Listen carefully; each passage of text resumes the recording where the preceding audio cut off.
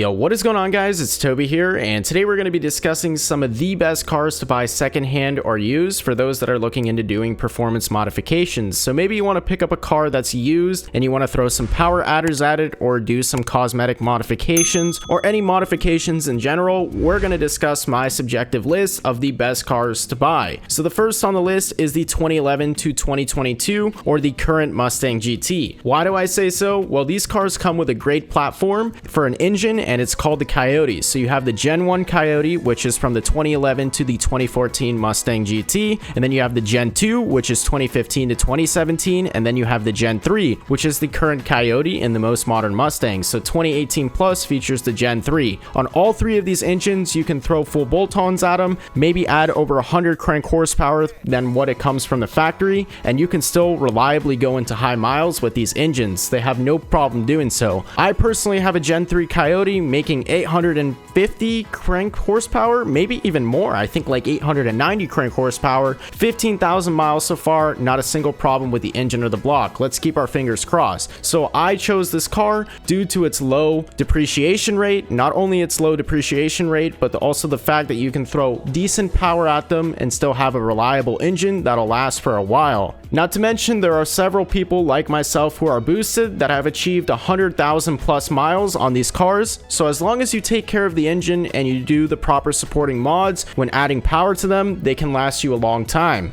Now, another car that has a really great and low depreciation rate is the Mazda Miata. So any late 20th century Mazda Miata is going to do the job. Personally, I really like the 1990 Mazda MX-5 Miata. I mean, people do LS swaps to these things. It does come standard with a 1.6 liter dual overhead cam inline 4, making 116 crank horsepower and 100 pound-foot of torque. And you do have the option of going with the 5-speed manual. It is a rear-wheel drive car, so this is a great car for anybody looking to get into the car scene. Super simple. You can obviously pick them up for cheap. I don't know in COVID terms or like in the COVID market if they're still as cheap as they used to be. Well, we can do a simple search. So it looks like they're going for $10,000 to $13,000, and usually these cars would go for a lot lower, so I would wait for the market to drop, but usually you can pick them up for around $3,000 to $5,000, throw some modifications at it, and have a really fun track car. The engine itself is really reliable as long as you take care of it. I mean, that's a common reoccurring theme. I mean, don't expect to throw 30 pounds of boost at it and for it to last. If you want to do that, I suggest getting a built LS, which is also why I really like this car. So it's a great platform if you do want to rip out the stock engine and put in something like an LS from Chevy, and you can make big boy power in a light frame of a car. So the Miata is definitely a car that you want to consider. You can have a badass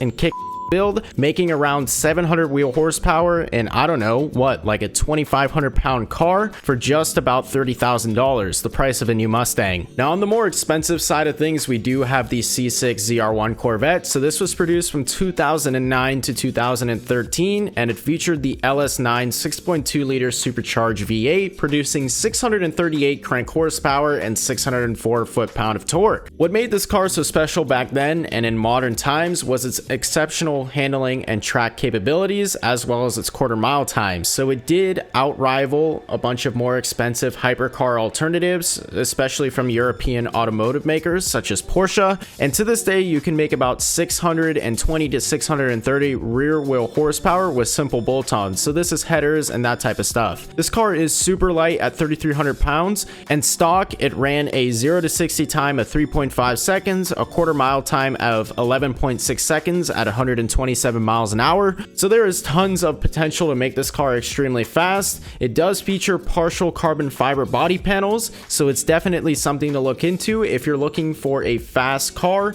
that you can build. What I like about this car so much is that it's versatile. You can either make it a drag car, you can track it because it already has a crazy low center of gravity, great handling capability, etc. I mean, we can just look at its Nürburgring time. So it ran 7 minutes and 19 seconds, which to this day is extremely fast and faster than any modern Mustang GT. The only real problem that I see with the C6 ZR1 is that you're going to be paying quite a hefty price for a car that's over 8 years old. So it's almost actually 12 years old by this point in time, depending upon which year you want to pick up. But you're going to be paying in the neighborhood of $60,000 to $80,000 for an older car. But you do have to remember that it's quite the bargain and has a bunch of performance potential. So that's pretty much going to do it for my list of top 3 cars to buy secondhand if you're looking to add some performance modifications or do modifications in general. If you guys enjoyed this video, please remember to comment, like, and subscribe, and remember that this is not an exhaustive list. It's subjective and it's my own personal opinion.